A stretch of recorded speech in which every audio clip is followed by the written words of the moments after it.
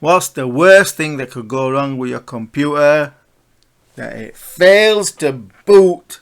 Your C Windows drive becomes corrupted and you're stuck. You basically have to get a new hard drive and do a fresh install of Windows and reinstall everything. Well, there's a way you can protect yourself easily from such an eventuality, and that's by creating a backup, and you can do it all within Windows. Not necessary to install any third-party software.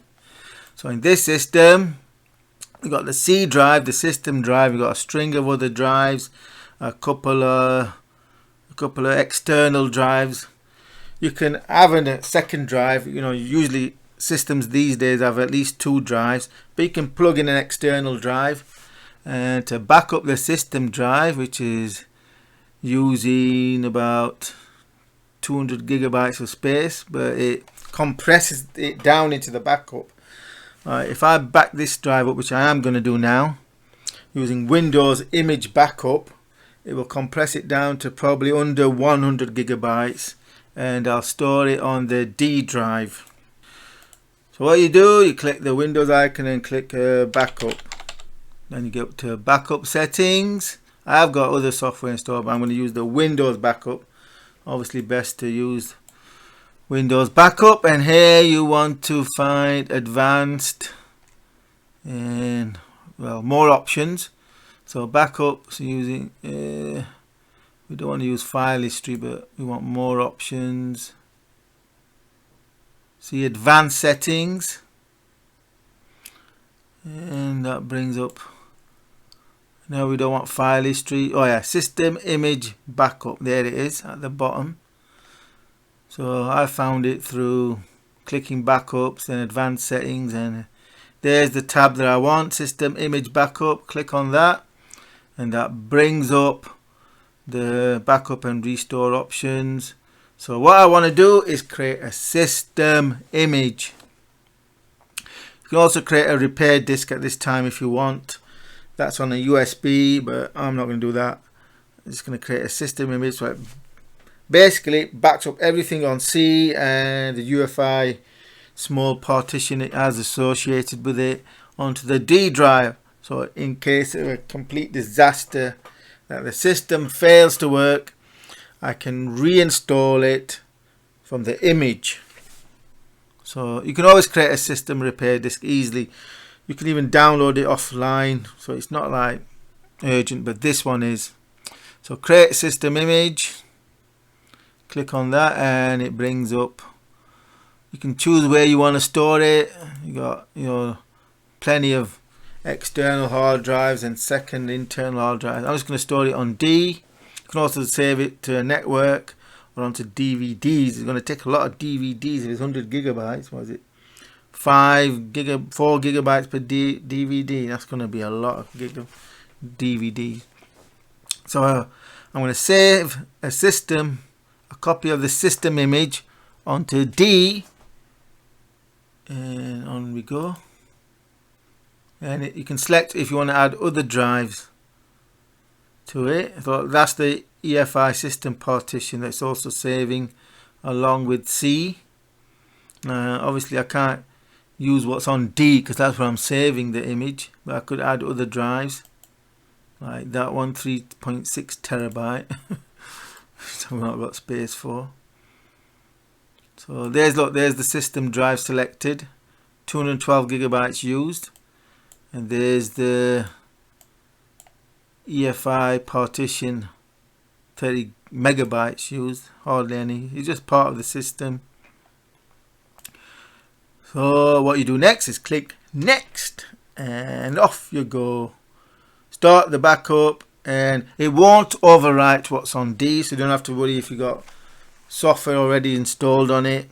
Like I say, it should compress it to about half the size. So if it's, I think it said 200 gigabyte space, so it should be 100 gigabytes space used upon the D drive. So let's start the backup, and there it goes. It started.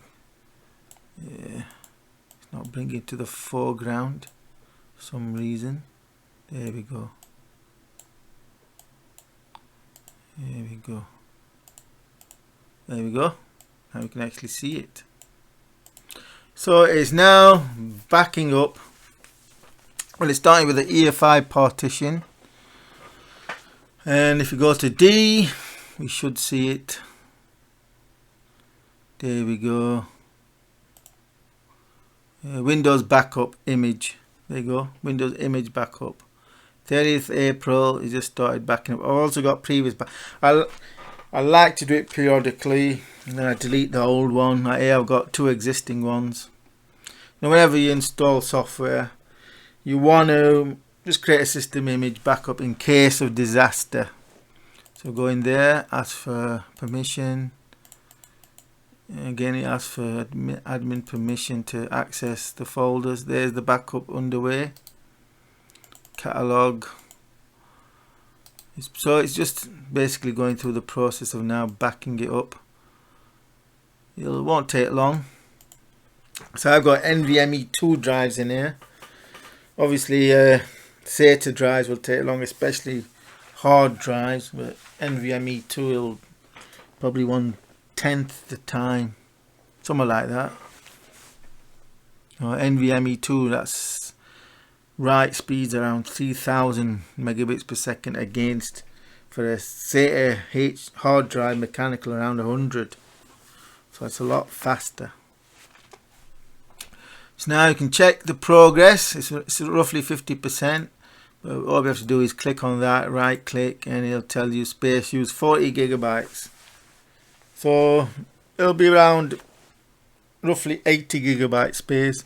It'll condense 212-ish, 202 gigabytes down into about 80. And there we go, we're past halfway. And the amount of space taken is 51 gigabytes now, so he's doing it pretty fast. Yeah. What's the size of that file? One file, 5960 gig up there. It's going up. You can see how fast it's doing it. That's the NVMe drives for you. It's doing about a gigabyte per second. Yeah, it's going up at a rate of about a gigabyte per second. Obviously on a SATA drive, it won't be doing it per second. So it won't be long before it's done. And I'll have a system image backup. You should all do this as a matter of urgency immediately. As soon as you get a new system, first thing you should do is create a system image backup. Then install whatever software you want, and then periodically create a system image backup. You can keep the previous history. You know, best to copy them also onto an external drive in case of a disaster. So this is basically in case of a disaster. Something happens and your system drive dies. Obviously you can monitor your system drive using Crystal Disk Info. Now it's complete. See, one of my drives is dying, but it's not a system drive, it's a media drive. Already copied everything off it. The system drive C is good. No errors, no critical warnings. It's good, but you know, you can never be too careful. The drive itself can be okay. This is another reason. It's not just the drive dying, it's your Windows becoming corrupt. That's another problem. So you're not just guarding against the death of your drive, you're guarding against window corruption, because it can easily become corrupted during an update process where it doesn't boot properly, or the updates fail for some reason and your Windows system is corrupt and it refuses to boot back into Windows. You have to do a fresh install.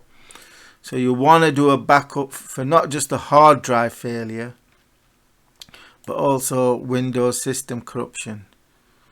Now the backup's complete. It's asking me, do I want to create a system image, repair disk, which is not necessary because it's basically, it's a standard.